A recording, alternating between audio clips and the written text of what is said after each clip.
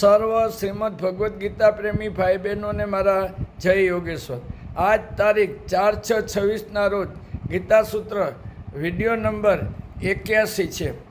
મનુષ્ય અવતારોની બાબતમાંથી એ વાત શીખવાની છે કે આદર્શ અને વાસ્તવિકતા બંનેનો જીવનમાં સમન્વય કરવો જોઈએ. મનુષ્યનું મસ્તક આકાશમાં હોય પણ તેના ચરણ ધરતીને સ્પર્શેલા રહે છે.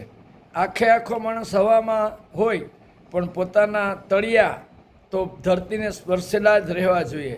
જ્યાં સુધી ચરણ ધરતીને સ્પર્શેલા રહે છે ત્યાં સુધી હવામાં રહેલા મનુષ્યના મસ્તકની ખૂબ જ કિંમત છે.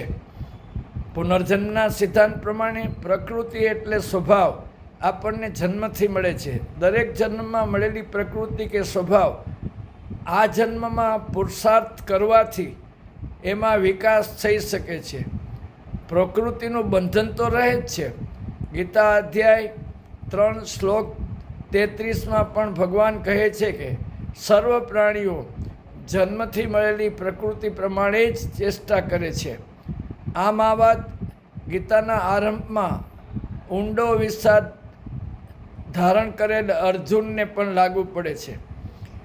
એનો સ્વભાવ ક્ષત્રિયનો હતો, પણ તેની વિરુદ્ધમાં ગીતા અધ્યાય 2ના 9મા શ્લોકમાં તે કહે છે ન યોજશે એટલે હું લડીશ નહીં. ભગવાન શ્રી કૃષ્ણ અર્જુનને આ વાત સમજાવવા બીજા અધ્યાયથી શરૂ કરી 18મા અધ્યાય સુધી એને સમજાવે છે કે તારો સ્વભાવ ક્ષત્રિયનો છે.